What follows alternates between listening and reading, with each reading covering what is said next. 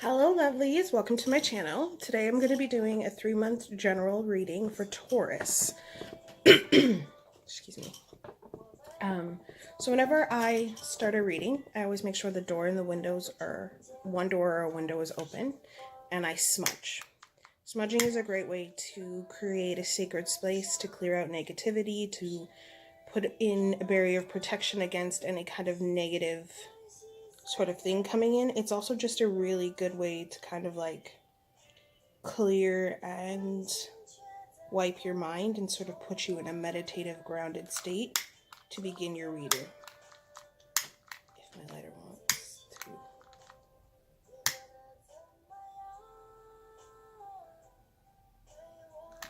So yeah, I like to begin by smudging. And the next thing I do is I'll light a candle. I personally like to use blue or purple, but you can use any color. I find when I light the candle, it's like the signal to my spirit guides to come join me, that we're getting set up to impart some messages and wisdom to people. And then I set out my crystals. So the main crystals that I use during a reading is sodalite,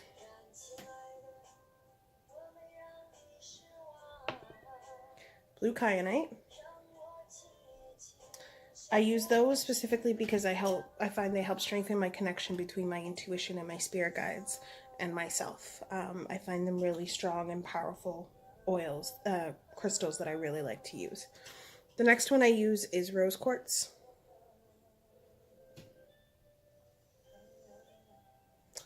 Rose quartz is really great because it connects to the heart chakra. And I believe that in any sort of spiritual reading, anything that you're doing, you need to infuse a lot of love and a lot of light in it. So when I have rose quartz, it helps build that up. And then citrine. Citrine is really, really great because for me, I find it's a very grounding, very centering energy, and it helps put me in a meditative state. Jet is another great one that protects from negative energies. It seems to just like suck them in and hold them, and it won't allow them to go anywhere. And lastly, K2. It's fantastic for opening up your third eye chakra. Then I always pick a stone or two stones that I feel represent the energy of the sign I'm reading. So for Taurus, I have red jasper and green jasper. Jaspers are very earthy, grounded, solid stone, which reminds me very much of that Taurian energy, that earthy, grounded, stuck in their rooted ways energy. So those are the stones that'll help me channel Taurus a little bit stronger. And let's get to the reading. I'm going to be using the Robin Wood Tarot deck. It's one of my favorite decks. It was given to me by a friend of mine, and I absolutely love it. It's a great deck for beginners because the cards are beautiful, but they're also very easy and simple to understand and read. The other deck I'll be using today is the Santa Muerte Tarot deck. Oracle deck. Sorry. So this is the Santa Muerte Oracle deck. The artwork is absolutely beautiful. It can take a little bit of time to really understand the cards and really learn what they mean, but it's really worthwhile because you can get some beautiful messages from this deck. So let's get started. So whenever I do readings, I always give a really, really good shuffle. Some people have a certain number they shuffle to. For me, I kind of just shuffle until the energy feels right. I did state in a previous video that I don't read reversals, but I did speak to someone in the tarot community that I really respect, who kind of explained the importance of reading reversals to me, because if the reversal pops up, it's there for a reason, and you're not going to give as accurate of a reading if you don't. So if we do have reversals today, I will be reading those. Some people don't. They don't see the value or the need in them, but I personally have come to learn why reversals are important.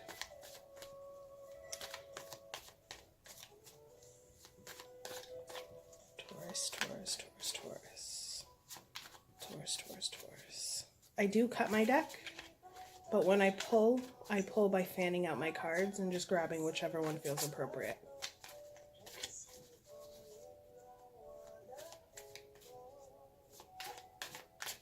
What messages do we have for Taurus the next 3 months?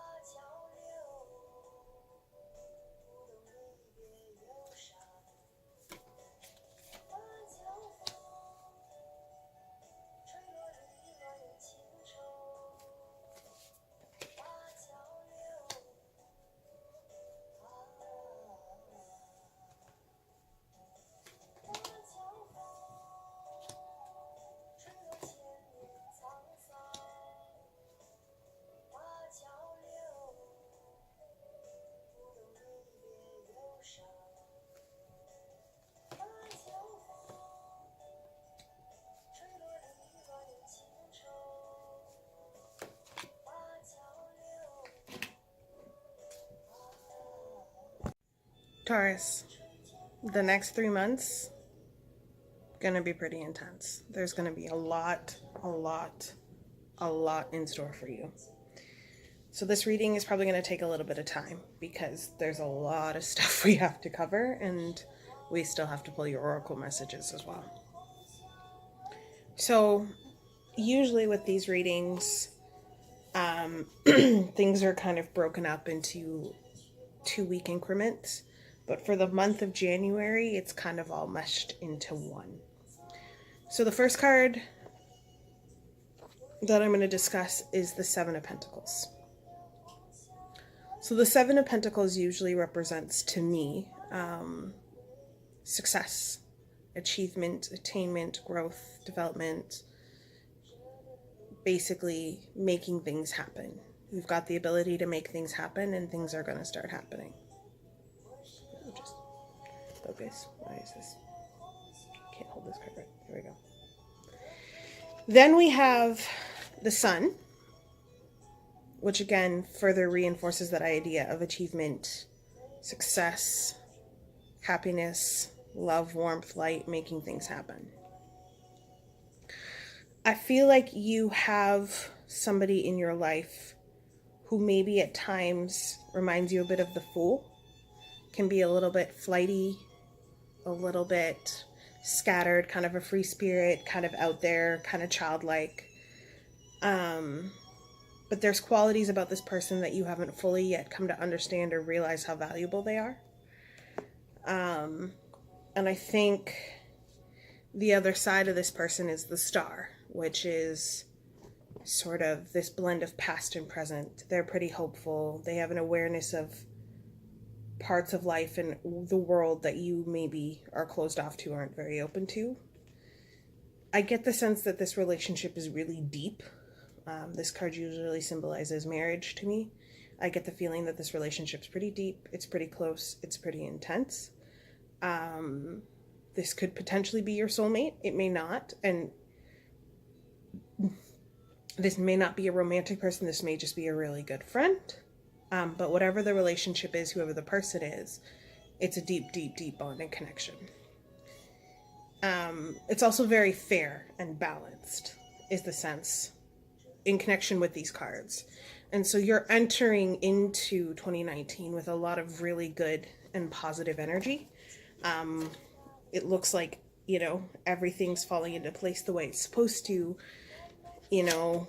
Good things are on the horizon. You're moving towards a good place, which is absolutely the case. But as with all great journeys, come great struggles. So there's a few things I see here. One is the Two of Swords, which to me always symbolizes being stuck in a tough spot, having to make tough decisions, having to choose between the lesser of two kind of not great situations. When you put that in context with the Nine of Wands, it's usually unknown enemies, unknown struggles, waiting for struggles to end, waiting for struggles to cease, or it could mean a ceasefire of struggles. Now, in respect to that, from the rest of the cards here, we have the Five of Cups, pain, loss, sorrow, destruction. Three of Swords, heartbreak. Ten of Swords. It's like done. There's not a lot left of you to give. But then we have Death and the Nine of Cups. So, what I'm seeing here is these are all emotions that you have kept locked inside for a very, very long time. You're a Taurus, you're stubborn, you're grounded, you don't have time for these type of things, you don't really like to give yourself away to these type of things, you like to bury them and keep on with your life. But you are now in a situation where I think you're going to be forced to confront them. The sense I'm getting is that this relationship, whether it be a friendship, a business partnership, or a romantic relationship, although judging by what I'm seeing in the rest of your cards, I think it's a romantic relationship, is something that could bring more light, positivity, and success into your life than you can imagine. But you have this hidden baggage that you are genuinely not aware still affects you and causes problems inside of you. And you have a craving for these pleasures, for the nicest, best, finest things in life. Which there's nothing wrong with that. But I think it's to mask some of the hurt and the pain that you've experienced. And maybe the disappointment that you feel in yourself for some of the choices and decisions that you've made. And in certain ways, you've allowed yourself to kind of be abused because you feel bad for past mistakes and past wrongs. And this is like your mask.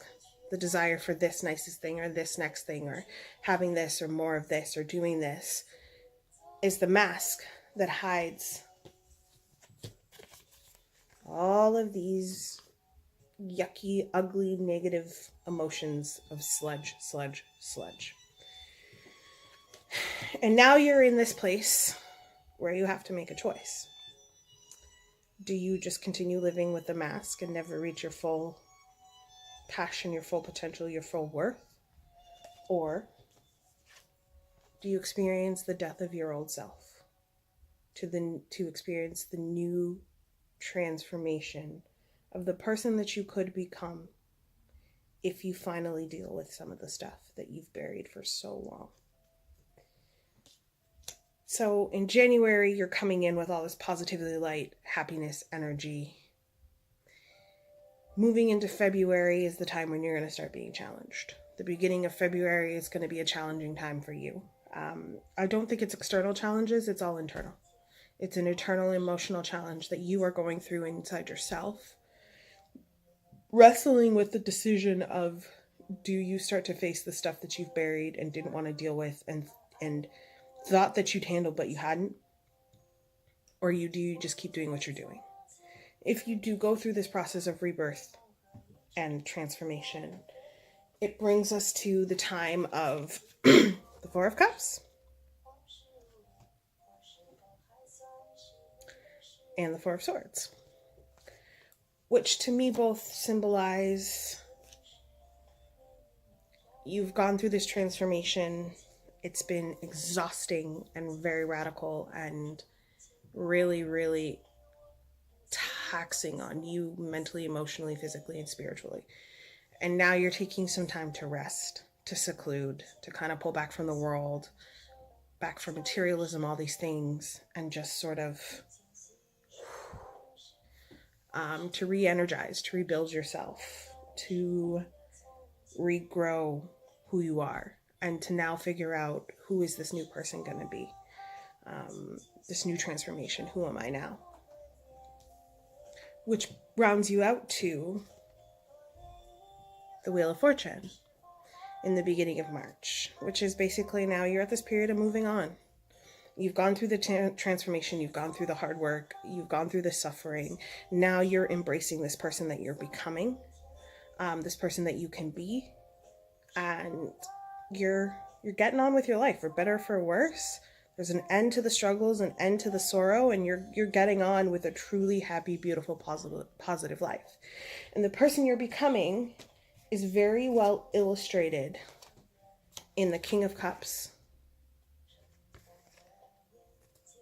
the King of Wands,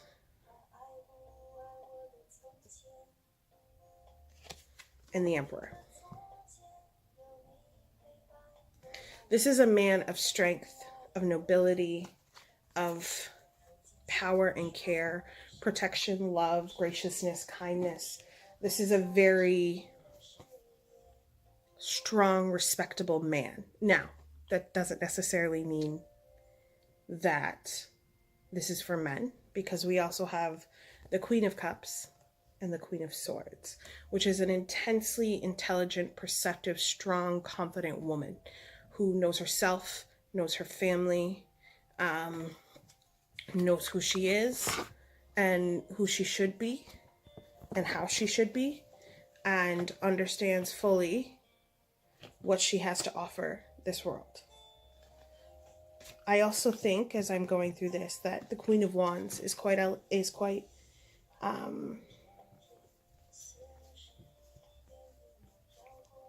fits in with this reading. Lost my train of thought, wasn't sure what I was trying to say. And the Empress. So if you are a man, if you go through this whole period of transformation and rebirth, then you're going to achieve this noble, smart, intelligent, grounded, successful, happy, at peace man. And you will have this Queen of Wands, Queen of Swords, Queen of Cups, and Empress woman at your side every step of the way to grow and build with you and to help you become the man that you've always wanted to become and to live the life that you've always wanted to live. If you are a woman, then you're going to become exactly the same, but in the female component. And you will grow as a beautiful and confident woman, but you are going to have that man, that confident, strong, intelligent man who's going to help you and support you in your growth. So if you go through this period of suffering and deal with the internal ickiness that you've got festering inside of you, you drop this mask of false pleasures. You embrace a little bit of world weariness and some introspection. You allow yourself to start opening up to things maybe you weren't open to before, to understanding things you didn't understand before, to allowing yourself to feel more than you normally allow yourself to feel. Going through essentially a death and transformation. You're going to move on and you're going to be successful, and it's going to come to the end of your sorrows. And either you're going to become this amazing, grounded, intelligent, hardworking, dependable, reliable man, or this amazing, grounded, hardworking, intelligent, dependable, reliable woman. But what I see is that this woman comes with this man. This man comes with this woman. And it goes back to the idea in the very beginning of this prosperous time. But now it's like all of your journeys ahead is going to be this prosperous, vibrant, effervescent life, and this deep relationship connection is just going to grow and grow, and the two of you together are going to build amazingness for yourself. So the last thing, now that we've got that giant message out of the way, is to do an oracle pull. So I'm going to take a minute and I'm going to shuffle my oracle deck.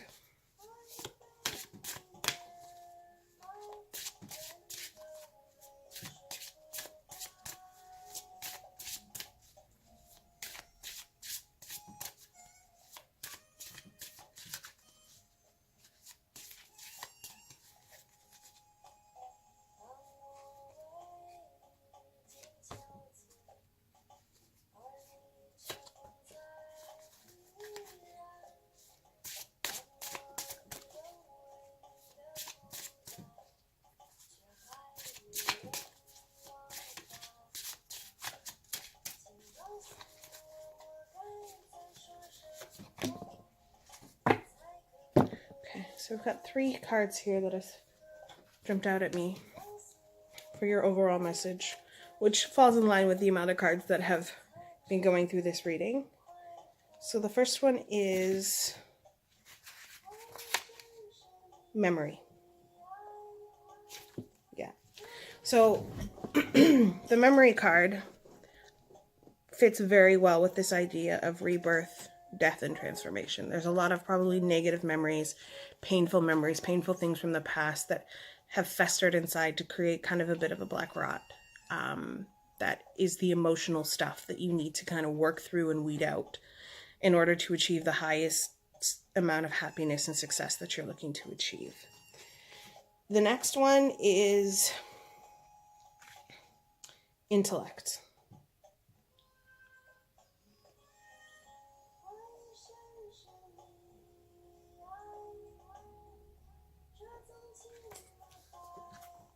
So this is something that Tauruses like to do. They like to rationalize things. They like to analyze things rationally.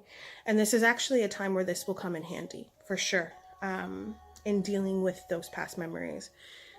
I think there's a lot of negative emotions surrounding it, and you see the situation sometimes in a clouded view, but because you don't like to embrace those emotions and allow yourself to really feel things and experience things, you bury them, and then when they resurface, they're a million times worse than what they actually were. And the pain seems a million times worse than what it is. Not that the pain is not painful, but it's just not as horrific as it may seem. So this will be a time, if you make the decision to go through this emotional change, where rationality will help a lot when facing these things. And the very last card is the Santa Muerte. So as it falls in with the whole energy, it's all about making a firm decision on what to keep in your life and what to cut out. What's healthy for you and what's not. What's going to be beneficial to you long run in the future in your relationship that you're in, and what isn't. This is really, really important. So you're going to have to access some painful memories and to deal with the emotional baggage that's clouding up your abilities right now. You're going to need to imply some rationality to help you pull through that. Also the support of that person that I see that understands you and loves you and is going to support you no matter what. And then you've got to be firm in the decisions. So the things that you decide to clear out need to stay gone. There's no whiffle-waffing going back to them. They have to stay gone. It's a lot to take in, Taurus. But you guys are strong, like bull. So I'm sure that you guys can handle that challenge. As always, thank you so much for tuning in. This is a general reading. If it spoke to you, fantastic. If you didn't relate to it, that's fine too. If you know someone that could relate to it, awesome. If you feel like, yeah, that's me, so-and-so needs to know this, please share with them. Leave a like, leave a comment, please subscribe. I do have an Instagram. That's the same kind of information as this. I will leave the link for that in the description down below. I also have a blog where I do all kinds of stuff on the occult, spirituality. If that's something you're interested in, the blog is connected to my Instagram. I really appreciate you guys taking the time to watch this. Have a great rest of your day or evening. As always, blessings, love, and light.